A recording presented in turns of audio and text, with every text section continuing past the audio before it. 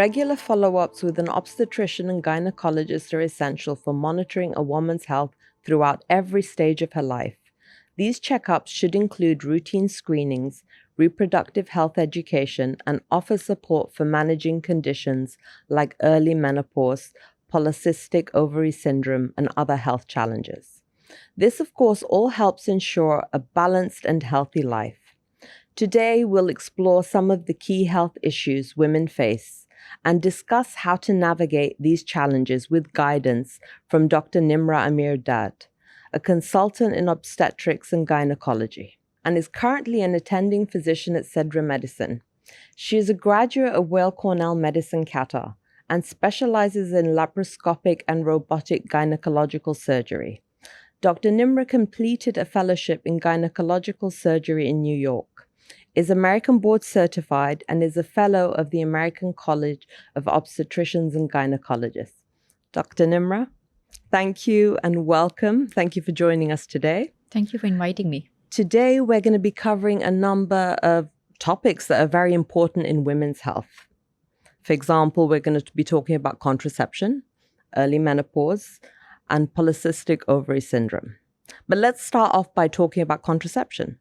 What are the many types of contraception that are available to women? So there are many types, starting from simple like barrier methods. Then there are short-acting, long-acting. So basically, depending on what woman needs, you have to talk to her. You have to see what is her preference. And that's the method that suits her. Because what we will recommend for the patient might not be her choice, and she might not be able to follow it through. And that will increase her chance of having a failure with contraception.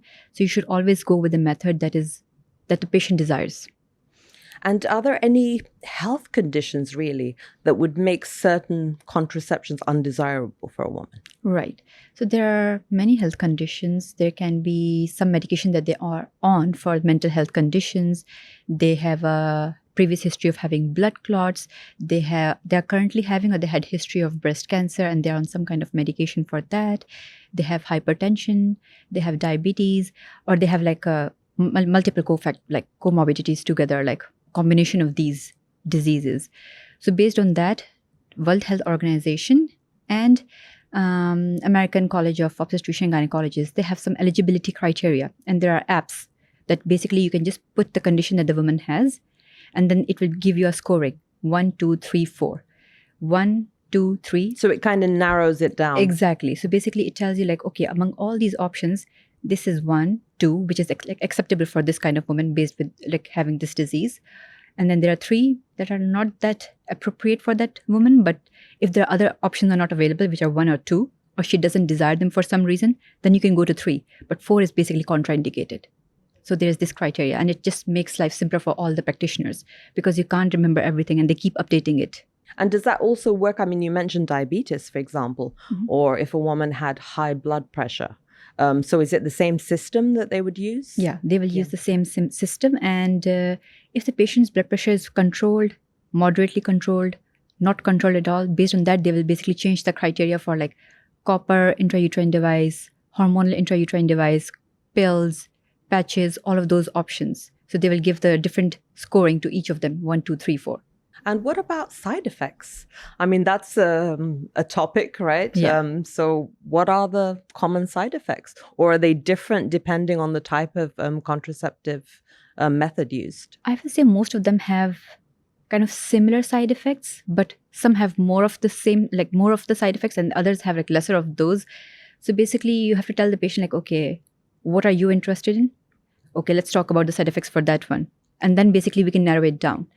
So most of the times, like you can expect to have like irregular bleeding, at least in the initial period, which we usually say like 3 to 6 months. Sometimes breast tenderness, mood changes, sometimes headaches. So all those, like some of the symptoms that are like common with pregnancy, like early phase of the pregnancy that you will have. So these are the common symptoms or like side effects that you will have with these devices or these options. But some of the options have more so, like the pills. And if you will put a intrauterine device, less so, because it's more like a local. And some of these symptoms, do they kind of level out over a certain period, or is this like for the duration of actually being on the contraceptive. Right. So if you don't tell the patients, they will have these side effects and they will just be like, okay, I want to discontinue this method. But you will have to tell them, like, you might experience them for 3 to 6 months because your body is getting used to these external hormones. And if you go through that period, most of the time, these side effects will go away. Most of the time. So you just have to be patient during that period. And a lot of the patients, they get that option. If they're not counseled about it, then they will be like, first month, second month, I waited and still the symptoms are still there. I want to discontinue this method. But you have to tell them, like, okay, side effects are expected. There's no method that is like side effect free. So some patients go more for like copper intrauterine device because they're like, oh, it's not hormonal. I will not have any side effects like these. But still, the side effect that is more common with that is like your normal period will become heavier period. You can have a longer period. And if you already have like low blood level, or then you don't want to go with that option. So it also has a side effect, which is not like, and it's not hormonal. So you always have to tell the patient. So it's just a waiting out period, Yes, really, for the body exactly. to adjust. Yes. And what about breastfeeding?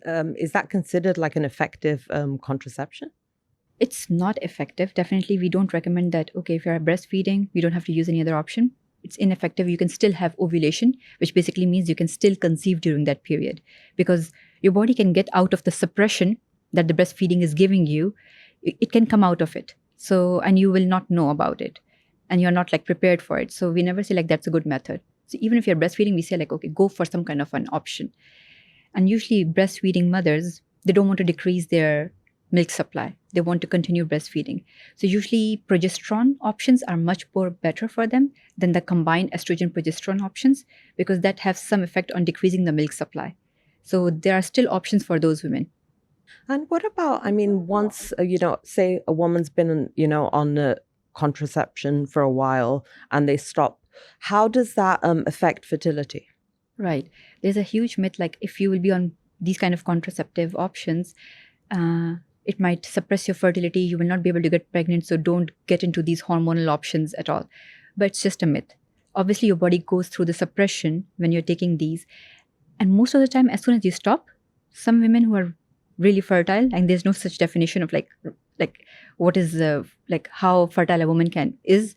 But as soon as they stop the option, they get pregnant. There are other women who will stop the option and it might take maybe 3 months. As I told you, like 3 months, it gets your body to get used to a contraceptive option. So it's the same thing, like maybe after 3 months, you'll be able to get pregnant, but you will definitely be able to get pregnant. It does not affect your fertility. It basically conserves your eggs that you actually, whenever you're having menstrual period, you're losing because women usually have a finite supply of eggs. So when you're on contraceptive option and you're not ovulating, then basically you have the same supply of eggs. So it basically is also like good for in long term. And what about in terms of the recommended interval between pregnancies? What is the recommendation there? So usually we say like instead of telling 18 months, we usually say like at least 2 years of a gap is better for women because they go through so many changes like mental changes, body changes, hormonal changes. And some of them are actually breastfeeding for at least a year. So we always say like, okay, at least give your body 2 years. But definitely there are women who will come back after 1 year. We don't scare them by saying like, oh, you got pregnant. It's a very bad thing that you have done and it will affect this pregnancy. We won't say that, but it's usually the good gap is 2 years for your body to recover through all these things. And in terms of like the method, there are so many, like you said, I mean, so many different options. Would you say it's more of a personal choice or is something that, a woman should decide in consultation, let's say with her physician? I will say definitely they should come visit. They should have a contraception counseling just encounter. Like you just talk about contraception and they can tell us about like, okay, either I can start the conversation like these are the options. I start with one and I will say like, definitely the long-term options are the best options depending on what your family planning is. Like if you definitely want to conceive in 1 to 2 years, still the long-term options will work for you, which are like for 5 and 10 years, which are the copper IUD, hormonal IUD, both of them go inside the uterus, and the implant, which is relatively newer to both of these options. And all these 3 are 99% effective. So I will say there's no such method which is like 100%. Usually we start with that and we are like, even if because these are the best methods, we recommend these first because they're more effective. But if you are like, no, I don't want anything entering my body, I don't want a procedure, because all these 3 require procedures. Like you might feel some cramps, you might feel some pain. With this one, with the Implanon, you will feel less so, but you still have to get the numbing medicine injection, and then we have to do it. So patients still consider it a procedure. So if you are like, no, I don't want any procedure, then definitely these are out, even though they are effective. Then there are patients who are like, I forget sometimes taking, if there's something that I have to do every day, I will forget about it. So, or even if it's weekly, I will forget about it. Then pills, patches, they're not good of an option. Rings also, sometimes women, they don't feel comfortable with their own anatomy. So they don't want to do anything that is like, that they have to insert them like by themselves. They're like, I don't know where to insert. I don't know, I have done it right. So then those options are out. So you usually just talk to the patient and you're like, okay, this is the option, this is the option. And if they say like, okay, just by hearing it, I don't want it. Okay. But if they're interested in it and they want to know the side effects, then we go into that. But definitely we start with the most effective options, which is the IUD and the Implanon. And kind of taking a few steps back, I mean, looking at contraceptions, I mean, in general, why is it important to even consider that topic? So you should always, as a woman, you should always try to plan your family because it's more predictable. It's good for the baby that you have currently, good for your mental health, because if you are in a good mental state, you will be able to support the child that you have right now, and you'll be better prepared for the future pregnancy. Second, sometimes your own health conditions that you had during pregnancy or you develop afterwards, and you do a pre-conception counseling visit with us, and we tell you like, okay, delay the pregnancy. So there are many reasons that you would like to talk to a physician before you're trying to conceive. So always talk to the physician. That's why after delivery, it's very important to come for the postpartum visit, after delivery visit, because then we can talk about contraception and we can give you recommendation, because things happen during pregnancy. Things can happen even during birth, giving birth. So we can tell you like, delay because of these reasons. You wanted to have a vaginal delivery, but then you ended up having a C-section, and then you want to try a vaginal delivery later on. So usually we say like, if you had a C-section, we tell you like, okay, definitely have 18-month gap. So if you want to have a vaginal delivery, none of the physicians anywhere in the world can deny you that, because a lot of physicians, they feel worried because there's research available like after 18 months is good because the uterus has healed. But before that, no one knows, like if you're conceiving at 12 months, 6-month interval, what is the chance of uterus opening up with the contractions? No one knows. So that's why you should always plan. Thank you. I've learned a lot myself. Let's just kind of move on to another topic. All right. An extremely important one, yet again, menopause. Right. So let's start with the very basics. What is menopause? So usually menopause is, I will say, diagnosed retrospectively. So once you have no periods for 12 months, we say like, okay, now you're in menopause. But before that, when you're going through that, we don't say like you're in menopause. We say like you're going through the perimenopause stage, because you're having skipped periods, you haven't had periods for 3 months, but we only diagnose you with menopause, we say, when you don't have periods for 12 months, which usually average age is 15. A significant amount of time, yeah. That's why, like usually before that, you will start having symptoms like even way before. Some patients start to have it at the age of 40. There are other patients who will start having at 45. And those are the menopausal symptoms that every woman is aware of. Usually hot flushes are the most common one. Irregularity in periods. So their periods will change in the number of days, sometimes in the amount of bleeding. Sometimes you will start having skipped periods, and then you enter into like, okay, no periods for so many months, you're in menopause. And so what is the usual age, the typical age for menopause? Usually the average age is 51.5 years, like we say 51.5 as per the research. So it can be here and there. Some women go into menopause at the age of 55. There are others who go at 45. But the average age is 51.5. So if we look at early menopause, which unfortunately does exist, right? Why? So it just depends on your genetics, sometimes your ethnicity, sometimes your medical conditions that you had from before, all those. And then there's surgical early menopause as well. Like you had some surgery in which the ovaries were removed, we had to remove them, and then you entered in early menopause. So those patients who do have early menopause, we usually recommend them to think about definitely going on like some kind of HRT, because they will definitely, HRT basically is hormone replacement therapy. Definitely based on their profile as well. You have to see like what diseases they have. Why did they actually go into early surgical menopause? Like did they have a history of ovarian cancer? That's why it was removed, or it was just removed because they saw something. So there are many things that you have to look at. And then, but these patients who go into early menopause, they have a longer period in which they can feel the menopausal symptoms. So it's slower. The process is slower. Yes. So like it takes, because they entered early. So, and they have definitely a longer life expectancy compared to like someone who went into menopause at 51 and their life expectancy is 70. And someone who went don't say that. Yes, roughly at the age of 45. And then they have like, I would say 10 more years compared to other women. So definitely they will need that. But definitely I don't say like every woman should be on it. You always come to the physician, talk to the physician that what symptoms you're having and what are the best options for you. But most of the time, if you have a good profile, you don't have any diseases like having blood clots. The same goes for the contraception options because they are both hormonal. So blood clots, history, like currently you're having any breast cancer or you had history of breast cancer. So those things we have to discuss more in detail. But otherwise, all the other patients are good candidates for hormone replacement therapy. And usually for most of the symptoms, that is the better option. But a lot of people have reservation against hormonal therapy just because of just similar to contraception, because there's increased risk of having blood clots. There's increased risk of having basically blood clots. Yeah. So that's why you should come to a physician and talk to them as soon as you feel like, okay, you're starting to have symptoms instead of waiting at home. And when we're talking about the symptoms, I mean, you mentioned the irregularity of the menstrual cycle. Anything else that would kind of be a signal for a woman that she's actually going through menopause? Yes. So the most common symptom that the menopause patients usually have is hot flushes.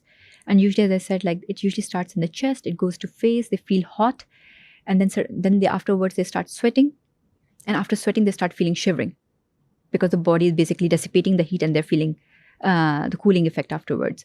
So that's the most common symptom. The other symptoms that are there are mood swings, irritability that they notice like out of nowhere we are feeling like that. And I have it without the menopause, but yes. It also comes with other because of other things.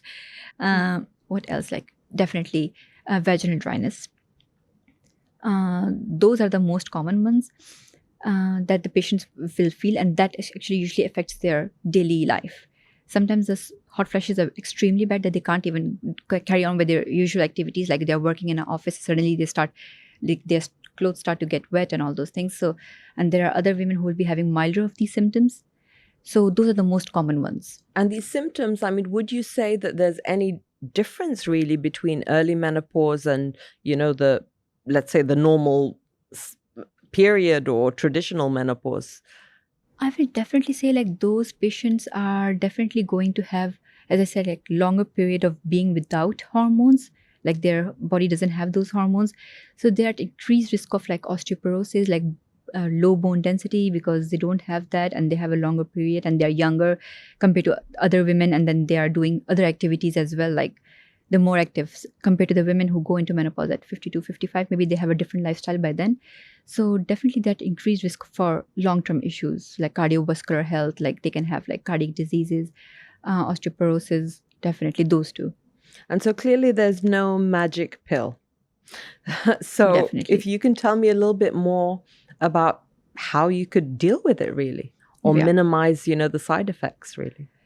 So usually based on how bad the symptoms are for women, we usually go with that. So usually we give them a climacteric scale. There's a paper, basically kind of a questionnaire. And then it has different kind of like numbers to it, like scoring.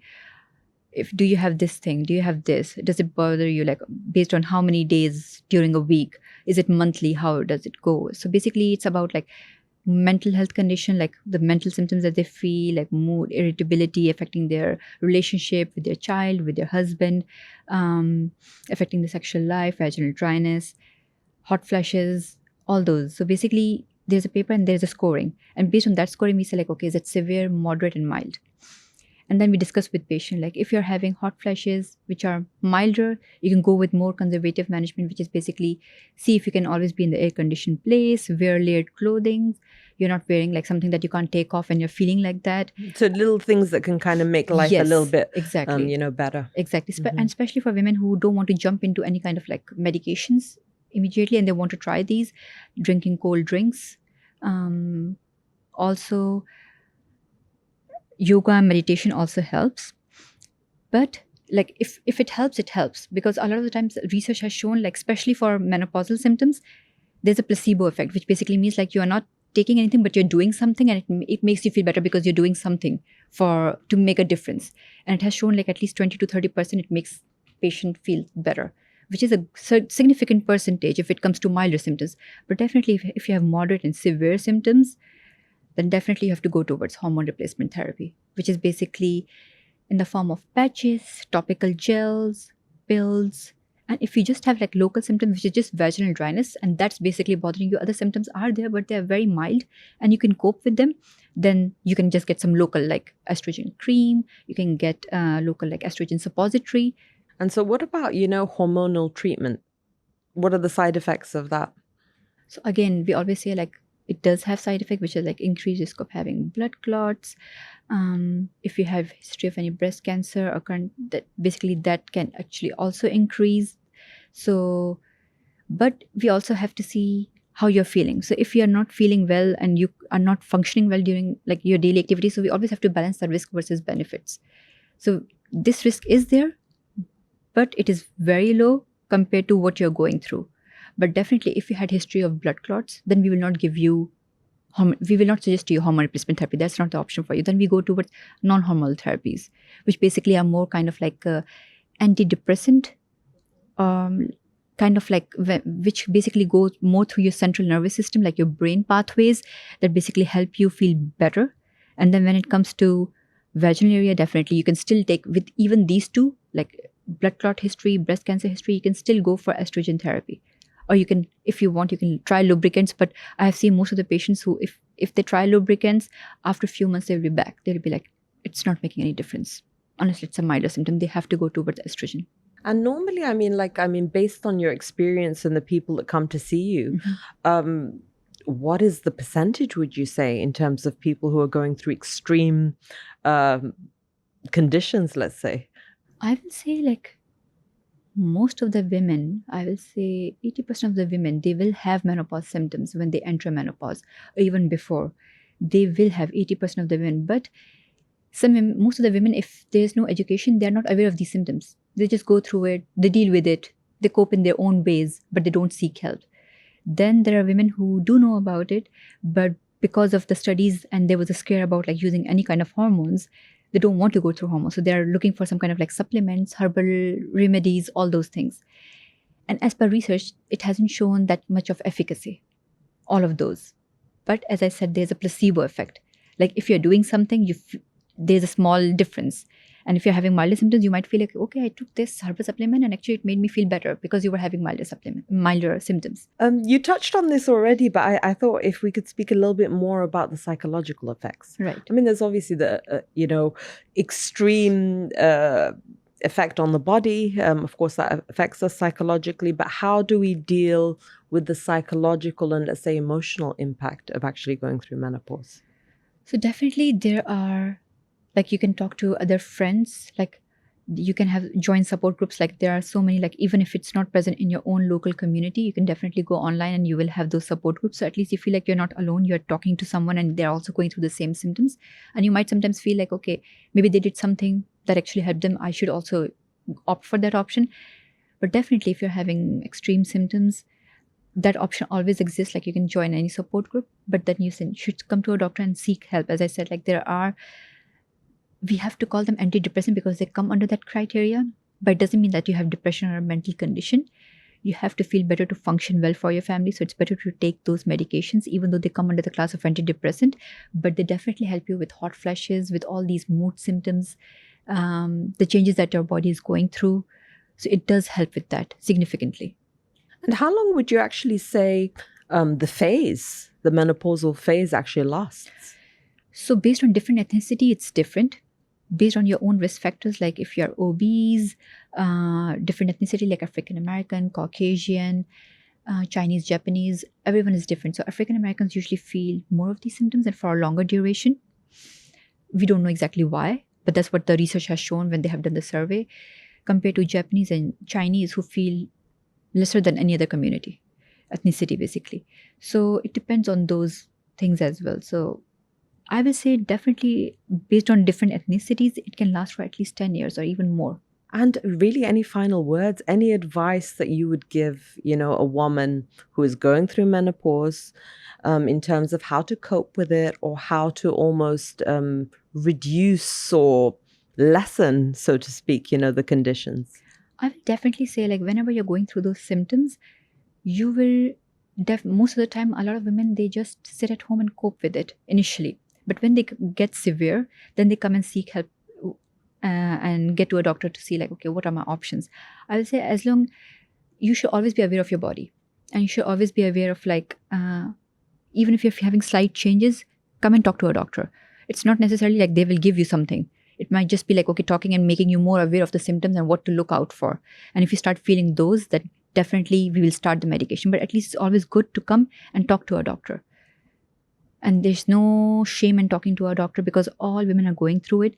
Instead of suffering alone and affecting because a lot of women, they actually come when it starts to affect their relationship, because they are like, my husband is saying, my child is saying that you are acting weird, you are being more angry. Most of the women actually come for that, or either sexual dysfunction. Most of the time, the partners are very supportive, but if they're not supportive, then that's the other issue that the women usually come with. Very few women come with hot flashes, which is actually the most common symptoms. When it starts to affect their relationship with their family, most of the women seek help then. That's what I've usually seen in the clinic. So I will say, instead of reaching that point, come and talk to the doctor early about anything, not even menopause, every single thing. If you start noticing any change in your period, come and seek help, because there might be something that is just like stress related. Once a month it happened and afterwards it's fine. But sometimes it might be like there's a problem and you're just ignoring it. So it's always better to come and talk to a physician. So let's talk a bit about polycystic ovary syndrome. So usually it's called polycystic. Polycystic means like the ovary. Like, it's a little bit confusing, I will say. It means poly means many. Cystic means like there are many cysts.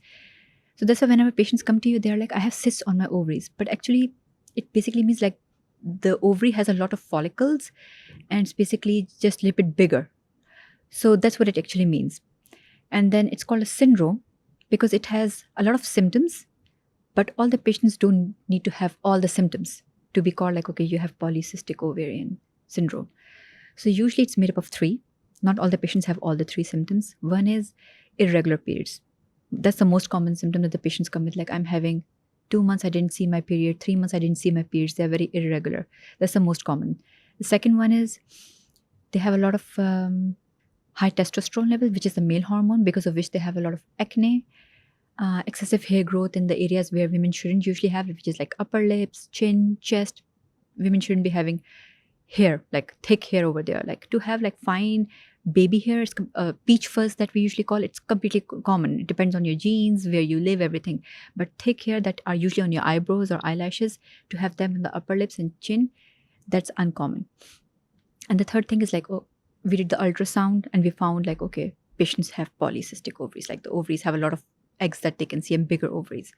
So those are the 3 things that are usually part of this. But some patients come, they had ultrasound somewhere outside because they were having abdominal pain, and then they found out, okay, they have polycystic ovaries, but they don't have irregular periods, they don't have other symptoms. So we just say like, okay, you have that, and maybe when you will repeat the next ultrasound, you might not see that, but as long as you have that, just keep an eye, maintain a good weight, all those things, so you don't go through other symptoms. And how do you even go about getting that? No one knows how you get it. It sometimes is just part of your genes. No one knows like whether, basically there's no, for a lot of, I will say like biological things or scientific things, Still a lot of questions. Still a lot of questions like why. So we usually just say like it can be multifactorial. It can be genes, environment, everything playing together. But what specifically, we don't know. And how to treat it? So the first thing that we usually recommend for these patients is weight loss. So most of them, even if they're slightly overweight, not obese, we say to maintain a healthy BMI based on their height, the appropriate weight. So usually it should be between 18.4 to 24.5.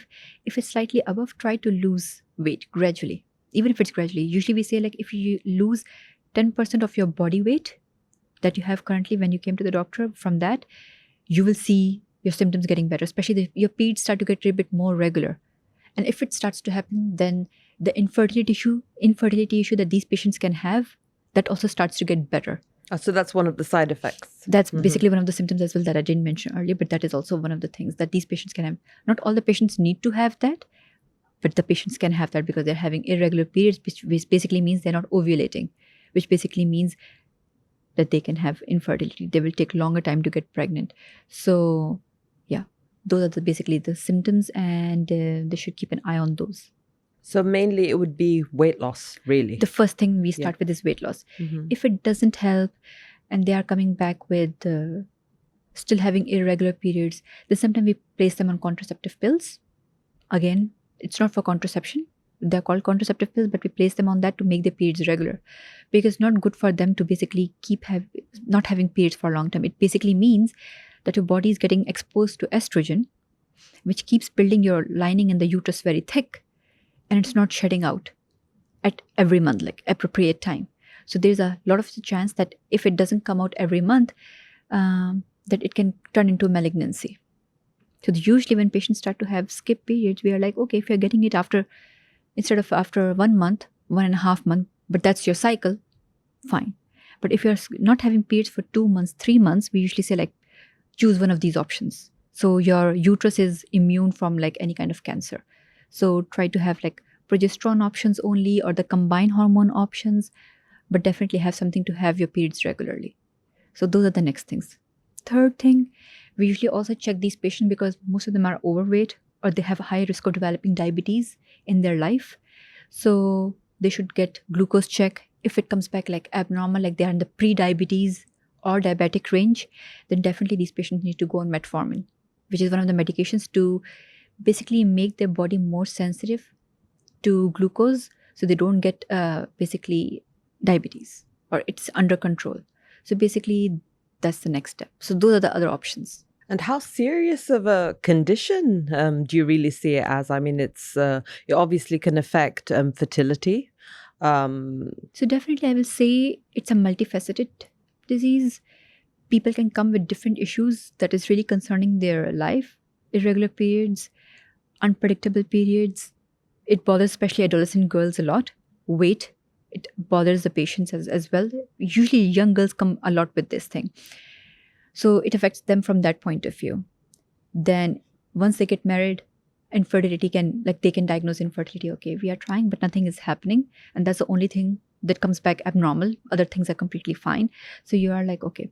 So that's why I will say like it's multifaceted, and it can affect, it's not like cancer, which is like, usually people think like it's bad or serious, but in its own way, it affects basically patients. So definitely I'll say like if it's affecting patients, you have to take care of that, definitely. So infertility, and a lot of patients come with overweight and diabetes because of this. So that's the thing that patients usually come with. Staying on the topic of cysts, could you talk a bit about ovarian cysts? Yes. So basically, during the menstrual cycle, every woman can sometimes form cyst in their ovary. And then that usually after 3 to 6 months, like if you repeat the ultrasound, that usually goes away. We call that physiological or functional cyst. That happens and it goes away. It's completely fine. But then there are other cysts that are there and they stay. And they sometimes on ultrasound can have abnormal features. So not all the cysts are bad.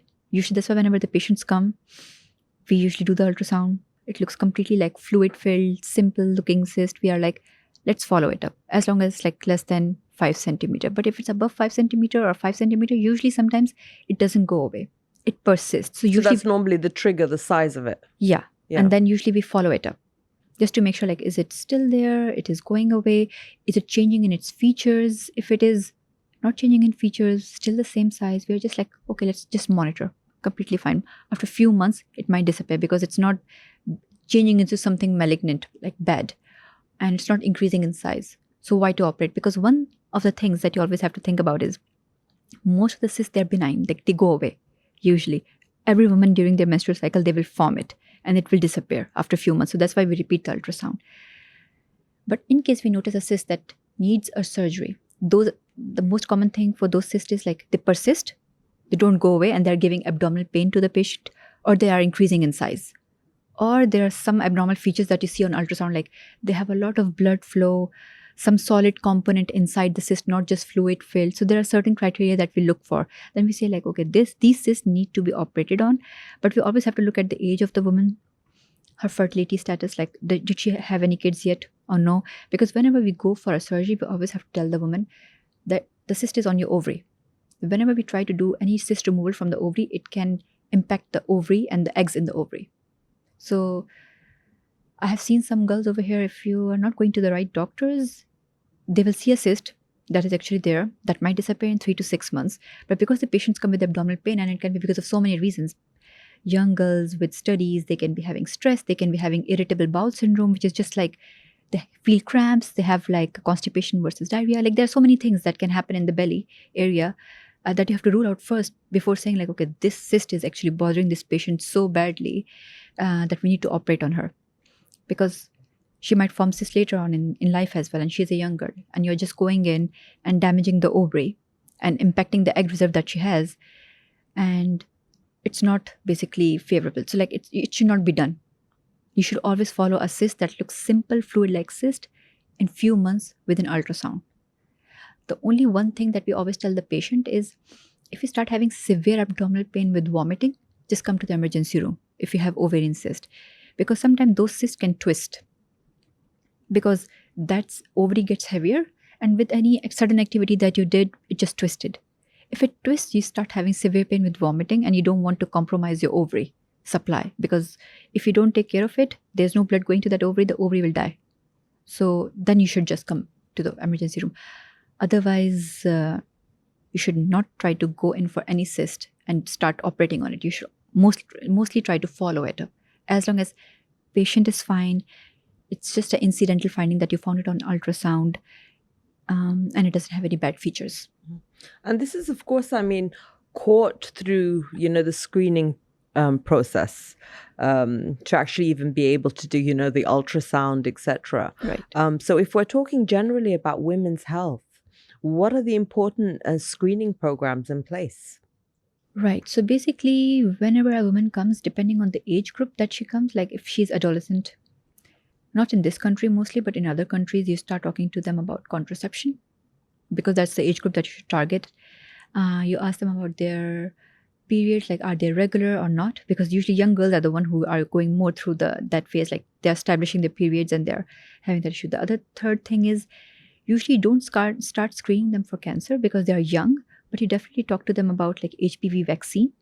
That's the adolescent group that you should talk to them about at least these important topics.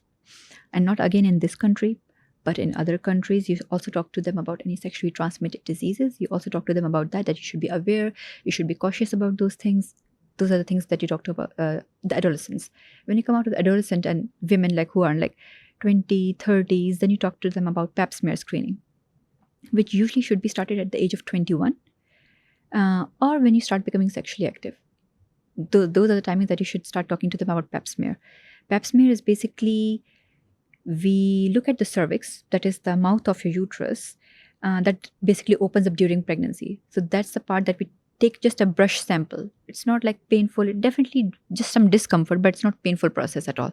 And we just take some cells from the top of the mouth of the uterus, like the cervix, and we just send it to the lab. They just look under the microscope and they see like if there's any abnormality in those cells or not. Because if you pick up any abnormality that can be caused through any basically once you become sexually active, then you're picking any abnormality 10 to 20 years before it can turn into a cancer. So that's why this is recommended. And so for the pap smear test, you're looking specifically at cervical cancer. Yes. Mm-hmm. You're looking at cervical cancer, exactly. And that's the mouth of the uterus, cervix. So you're looking at that. Then during, like in this age group also, like at the age of 40 to 45, depending on which country you live in, what is like the economic situation over there, you start recommending mammogram as well.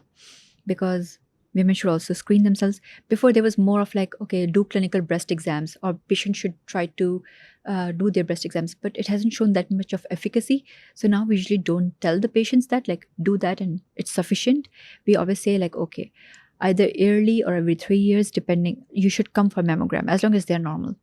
If they're not normal, if they show like, okay, there's something that we have to follow up closely, then the duration can change. But usually at the age of 40 to 45, we should go at least have one mammogram. And this is normally a standard rather than, you having, certain cancers within the family. Exactly. Mm-hmm. It's a standard. That's why it's called screening. It's not called like, okay, you have history, that's why you should go for it. It is standard, so you should definitely do it. The other one is colon cancer. Usually it also, before the guideline was 50, at the age of 50, you should go at least do it once. If it comes back normal, then it's like 10-year colonoscopy. It's a like big gap.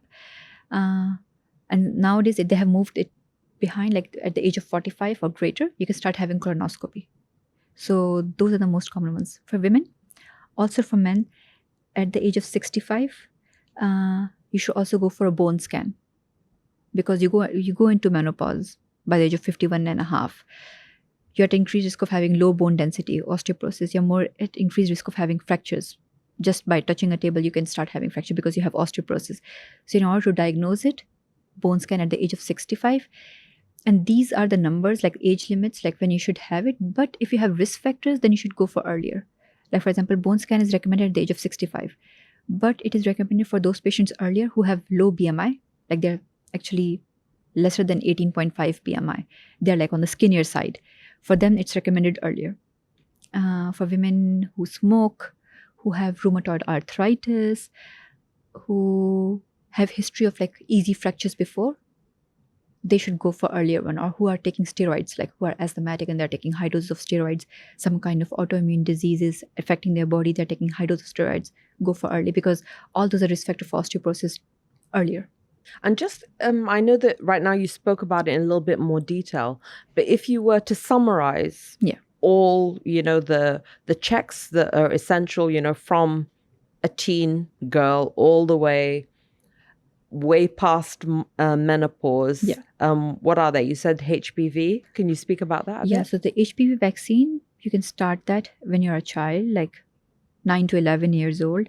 Usually it's given at the age of 11 years, and you can get it in 2 to 3 doses depending on when you're getting the vaccine.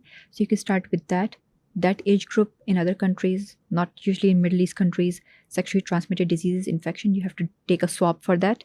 Make sure like the patients don't have that, because that's a age group when they're prone to have those things.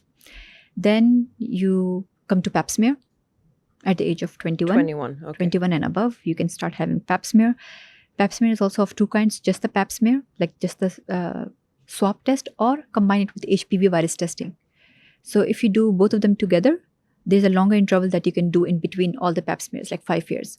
And so the pap smear is every 5 years? Yeah, so it can be 5 years if you're doing combination of those things. Okay. But if you're just doing the pap smear itself, just the brush test, 3 years, usually, as long as everything is fine. Then you come towards mammogram. And in between that, obviously, depending on how your family history and everything is, you should always get the diabetes check, the thyroid testing, all those as well, which can start from 35 and 40 in that age range based on your family history. So then comes mammogram, 40, you should do that. 45 to 50, you should do colonoscopy. 65, basically DEXA scan, which is the bone scan to check the bone density. So those, I will say, are the checks. And so generally, I mean, what would your advice be for any woman in terms of looking after, her overall health and well-being? What should she do to live the best and the finest life?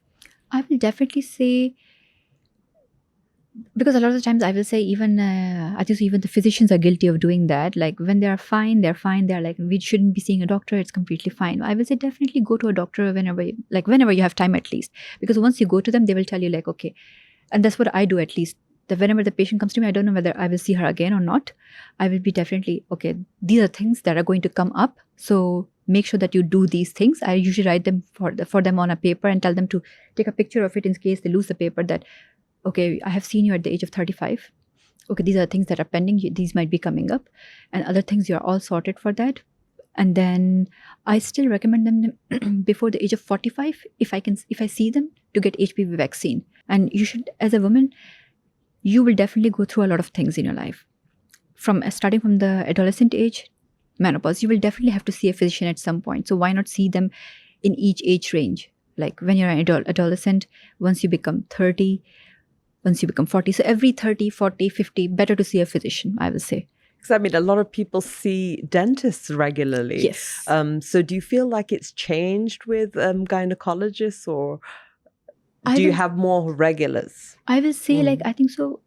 The more awareness you spread among the community, the more you see them start showing up to your clinics to say like, okay, I just want to get checked up. And it also depends on your own education level. So that's why I will say like both of them go together, like awareness and education of the person that you're dealing with. Because now I will say like I will see some of the patients who are adolescent and they are like, I just came here for just to see like, is everything fine? Are my periods fine? There are women who are coming now more before they're getting married to see like, okay, everything is going fine. So those are the checks, like whenever if they will show up, at least you can talk to them about so many things.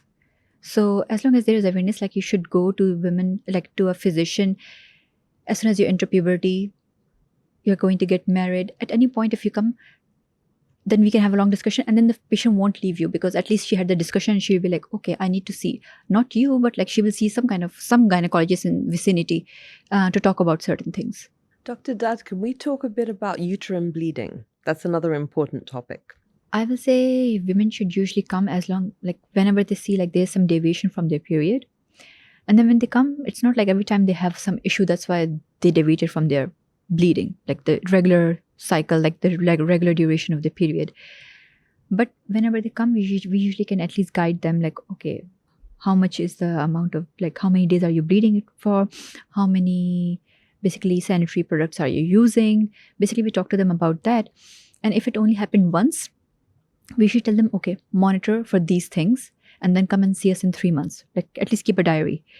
But if it happened with them and they are seeking us after having it for 3 months or so, we usually say like, okay, let's try to look for a cause. Is it associated with pain? It's not associated with pain. Any family history of any cancers? We usually ask them, is the period irregular? Like, are you seeing bleeding in between the two periods? Or is it just your one period is lasting for 2 weeks now, which usually was like for 5 days or so? Because there can be different kind of like issue with their period. So based on that, we usually try to always rule out any kind of like issues with the uterus. And the best thing is to do a ultrasound for them. So usually we do that just to make sure like there's nothing in the uterus that is giving them this issue. The second thing that we usually do is some hormonal tests, which is like thyroid testing to see if there's any abnormality with that that's giving them like few days of period, longer period, and there's some other hormone which we call prolactin, which is secreted by brain, and we usually also test for that because that sometimes can also give them no periods to irregular periods. And is there any way to avoid this? No. There is no way, like it can just come out of nowhere. Like some patients, they actually have everything is fine, no issues, and they just went through some weight loss, recent sudden weight gain because of either some kind of a medical problem or just because of stress related eating, anything like that. Even just like stress, like recent travel to somewhere and like they just went through different environment and they will come back for 1 to 2 months, they will have that, and afterwards they will have completely normal periods, no issues, nothing. But the only thing is we shouldn't always say, okay, maybe all these things happen, maybe that's why it happened to me, let me just sit and wait, because sometimes there can be something and it's just masked and then it might come out later in your life. So that's it's just why better. Again, regular checkups. Yeah. That's why I always say, like even if sometime it happens deviation from your cycle, just come and see us. We might also say the same thing like, oh, it just happened once, keep a menstrual diary, but it's just better to have a talk with a physician because maybe something you're not thinking about and we ask you a question and you're like, oh yes, I noticed that as well. Like I had some pain. You're right. And I'm also having this issue. So we can talk about those things. And what's the treatment really if there was uterine bleeding? Right. So usually depends on the cause that we find. If it's because of some thyroid issue, we usually basically supplement them. Either basically correct the thyroid issue. Either we give them a pill to replace it or we give them a pill to basically bring it down. So medications usually works for that if it's a thyroid issue related. If it's prolactin hormone related, also again, there's a tablet that we can give to correct that issue. So we have to find the underlying cause. If we find that there's some issue in the uterus, like a polyp, fibroid, any of those things, then we discuss with them those options because most of them, they can be done, some of them can be done in office procedure, but if anything has to be removed and it's bigger size, it has to be done in the operation theater. So we have to discuss with them, like it's a small procedure, but you have to go through anesthesia and everything. And how would that really impact the patient? Right. So sometimes it can be like really heavy bleeding that they're having anemia, which is low blood level, and they're feeling symptoms because of that, like sometimes dizziness, sometimes just tiredness, sometimes palpitation, like faster heartbeat because the periods are heavy or they're passing clots. So that can be one thing. The other thing can be pain because if they're passing clots and that's the that's why they came to us, because that's abnormal uterine bleeding, then that basically feels like they feel cramp when they're passing, so they are having pain. So then we basically give them painkillers as well, some hormones, again, hormone tablets we have to sometimes give them just to make sure like we can get their periods under control, maybe make them regular. But before that, we have to make sure like there's no cause that we can do the surgery for or fix the blood test issue, like thyroid or those. If there's no such things that we find, we can usually give them these things. The other thing is, these things can also lead to sometimes infertility. Like, for example, if we find something in the uterus, if it's a small polyp, a fibroid, if anything is occupying space inside the uterus, those patients will have difficulty in getting pregnant, because there shouldn't be inside the uterus anything. If there's anything outside the uterus, like on the outer side, fine, it's fine. But if it's anything inside, they will be not able to get pregnant. Okay. So that can also be one of the things. And anything else that would affect fertility? There are many things that can affect fertility. So I will say, like, and when it comes to fertility, there are two partners, right? There's a male and female. So usually you take good history from the female about any issues with her periods, anything that she was told when she was born, like, okay, you have an abnormal shape of uterus or something like that. If you had any infection in the past in the vagina, that can travel up and can give you blocked tubes. So you basically take good history. Then you also talk to them about like any kids on either side of the family who have genetic issues, like they are either slower, they are like have delayed development, delayed growth, or any obvious like disease name that they know, like they have this genetic syndrome. So if there's anything that comes up with the history, you investigate them that more. So when it comes to female, you have to look at her uterus. You have to look at, again, all the blood tests if she has irregular periods, just to make sure like her uterus is fine, her tubes are fine, her blood tests are fine, she doesn't have any issues with thyroid, diabetes, any of those things. If everything comes back fine for the female, you should also go for the male, because that's the simpler thing to fix, because otherwise women has to go through a lot of things. So usually the first thing that you start with is, okay, sample from the male, the semen sample. If there's anything that shows that, then obviously that's the cause. Let's try to fix that, how we can do it. There are different treatments that we can help them getting pregnant. There's no treatment that will make any changes in the semen of the men. There isn't anything for that. Usually you just go for like, okay, how we can get them pregnant, basically. So that's a simpler thing. A lot of women, they will show up and they will keep doing tests by themselves. So that's why we always say, like, when it's a fertility workup, you should come with a partner. So we can talk to you, we can talk to the partner, and same visit, if you don't want to have multiple visits, we can start doing the workup and start so with the have partner. A complete picture, really. Exactly, because a lot of women, they keep doing things by themselves and they never bring the partner, or like the partner doesn't want to show up. Sometimes it happens, and then they are like, in the end you find it and you're like, okay, we were doing so many things for the women and that's actually the cause. And usually doctors know like that should be tested early on, but if the partner is not willing, it's very hard. And what are the possible treatments, really? So it can be simple. Like if the patient is having irregular periods, you can give her injections or a pill to basically do ovulation for her, which we call ovulation induction, if her periods are irregular. But if her periods are fine, then she doesn't need those things. Then basically you just have to see if the cause is man or like male or female. If it's male related, sometimes what you can do is you can take the sample. That's a simpler thing. After the pill or injections for female, you can take the sample and basically we call it intrauterine insemination. Like you can just inject the semen in the uterus in the right place. If there's any issue with the motility, all those things, like it cannot reach the right place. So you can do that. If none of these things are helping, then you usually go towards IVF, which is the most expensive one, like in which you basically have to retrieve eggs from the woman. You have to take them, you have to take the sample from the man, do everything outside, then place it. That's the most expensive ones, because in between all of these things, you have to prepare the uterus of the female and you have to control her cycle and take it into your own hands, so you know when to do what, and then that's the right time to place everything.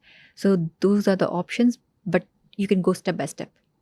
And with each of them, at least you can take like 3-4 months with each thing, because you have to see like, okay, it doesn't work like, okay, you give her a pill and next month she's pregnant. It doesn't work like that. You have to give her body at least 3 cycles, 4 cycles for everything to see whether it works or not. Thank you so much, Dr. Dad. And any final words? I mean, anything you would like to tell all the women out there in terms of how to look after their health? I will, as I said earlier as well, I will always tell them, like, they should always try to at least schedule a visit with a physician, even if they don't know what they have to talk about. But they should just come and they say like, okay, I'm here because I just want to do a general checkup. That's a good start. And then you're like, okay, let's ask you about like breast issues, any uterus issues, any sexual life issues you are having, any other symptoms or deviations that you have noticed, and we will get to each of them. So if you come once, at least you get the education about like what to do next and what you are currently going through. We will check all those things as well. And from what age do you really recommend that women or girls come and see you? I will say girls, when they enter puberty and they start having their periods, just start coming from them from that time. And then from there on, usually you're in touch with a physician and we'll take you from there. Thank you so much, Dr. Dad. It's been an absolute pleasure. And thank you for watching. Be sure to watch the podcast and follow Sehatuha and WCMQ's social media platforms.